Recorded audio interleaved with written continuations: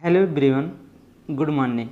तो इस वीडियो में हम लोग फिजिक्स फार्मूला की एक सीरीज कर रहे हैं और इसमें लगभग 500-600 फार्मूले हैं और हर एक फार्मूले पे क्वेश्चन पूछा गया है किसी न किसी एंट्रेंस एग्ज़ाम पे। तो हम लोग फिजिक्स फार्मूला पहले कर लेंगे, फिर फिजिक्स के क्वेश्चन करेंगे। चलिए एक आपको बताते हैं।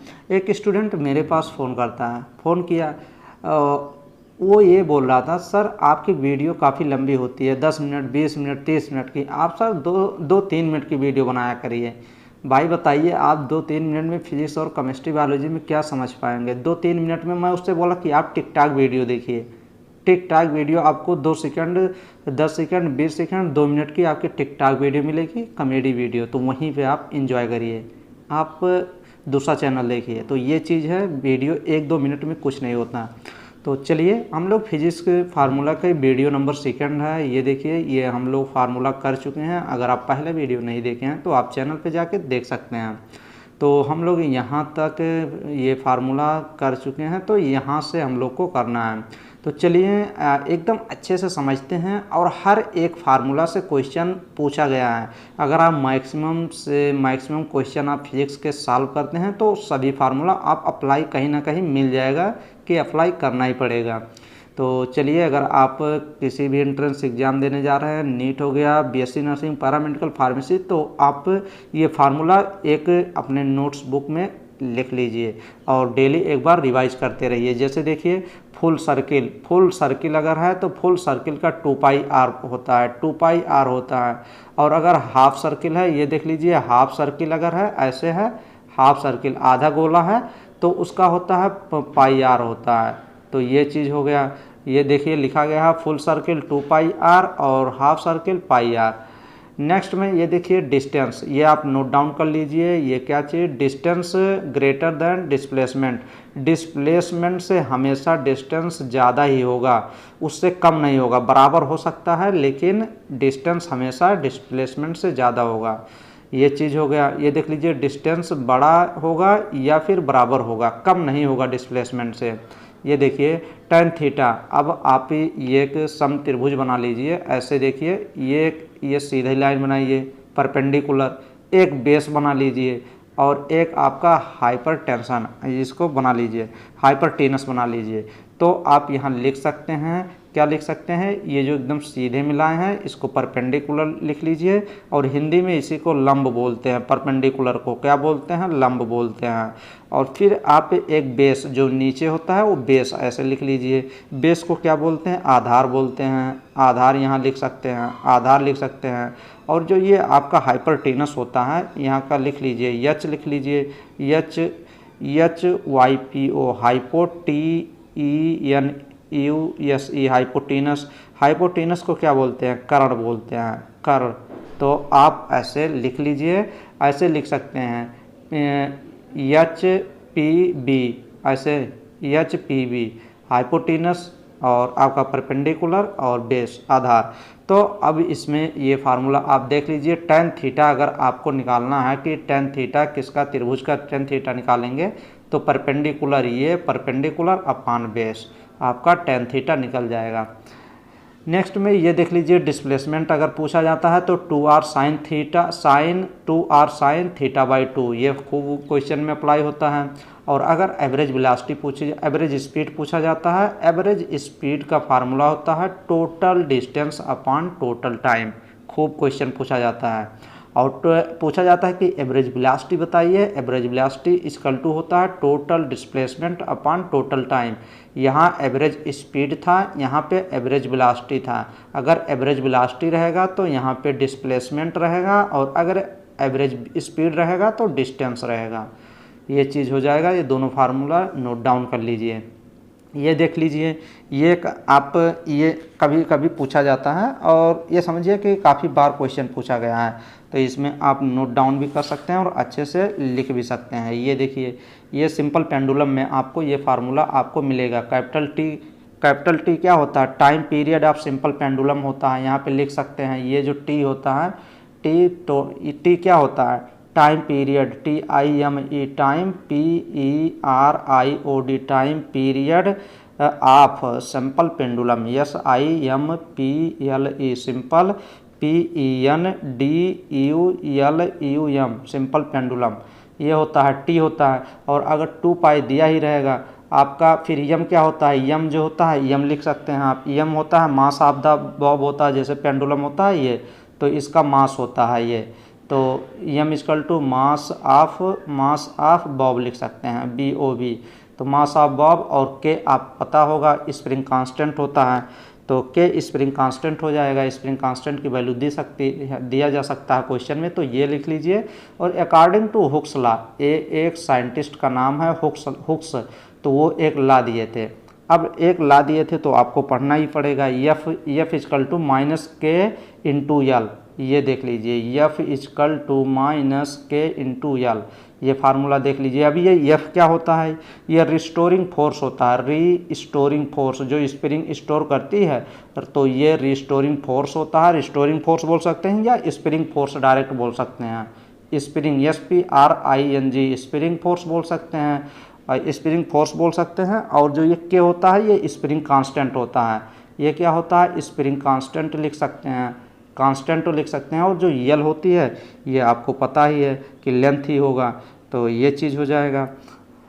नेक्स्ट ये देख लीजिए, अगर लेंथ निकालना है तो एफ माइनस में लिखेंगे F/K, ये देख लीजिए। और चलिए हम लोग नीचे देखते हैं टाइम, ये फार्मूला आपको रटा होता है, हमेशा कुछ ना रटा होता है, लेकिन ये फार्मूला स्पीड इक्वल टू क्या होता है, speed equal to distance upon time, ये फार्मूला तो एकदम रटा होता है, distance upon time, TIME, speed equal to distance upon time, ये एकदम रटा होता है। और इसको ऐसे अगर डिस्टेंस आपको निकालना है तो स्पीड के नीचे 1 लिखते हैं और ऐसे तिरछा मल्टीप्लाई कर देते हैं, तो ऐसे क्या होता है, ये distance equal to speed into time हो जाता है, तो ऐसे आपको निकाल लेते हैं। तो ये देख लीजिए, टाइम इक्वल टू क्या होता है, डिस्टेंस अपॉन स्पीड होता है, और स्पीड का फार्मूला डिस्टेंस अपॉन टाइम, जो हमेशा रटा रहता है। अब नेक्स्ट में ये भी फार्मूला यहीं पे देख लेते हैं। A man goes from A to B, एक आदमी है वो A से B तक जाता है, A से B तक जाता है, एट B1 स्पीड से जाता है, और एंड रिटर्न, और फिर रिटर्न करता है, B से A रिटर्न करेगा, फ्राम B2 स्पीड से रिटर्न करता है। तो आपको average velocity and average speed find करनी होती है। ये क्वेश्चन काफ़ी बार पूछा गया है कि average velocity and average speed बताइए। तो एवरेज वेलोसिटी का फार्मूला क्या होता है, total displacement upon total time, total ऐसे लिख लीजिए कि एवरेज वेलोसिटी का फार्मूला होता है total displacement upon total time. ये पूछ रहा है एवरेज वेलोसिटी, और एवरेज स्पीड अगर पूछेगा तो 2 से मल्टीप्लाई कर देंगे, B1 into B2 upon B1 multiply B2, तो ये आप लगाएंगे एवरेज स्पीड में, तो आपका हो जाएगा डिस्टेंस इक्वल टू होता है स्पीड इनटू टाइम, ये तो मैंने बता ही दिया है।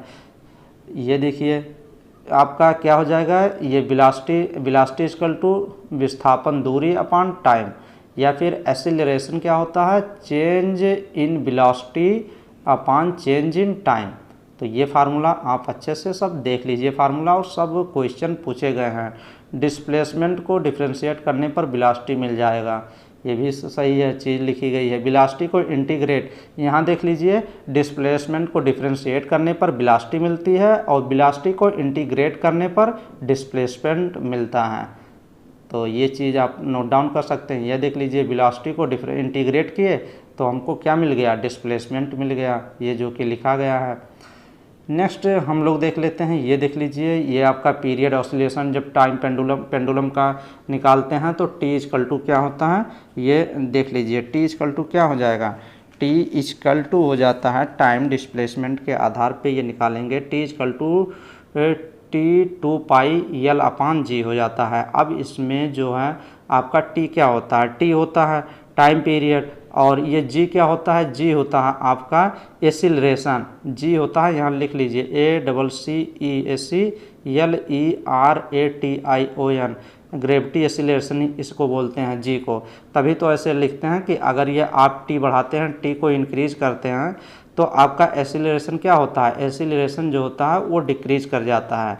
ये क्वेश्चन काफ़ी बार पूछा गया है।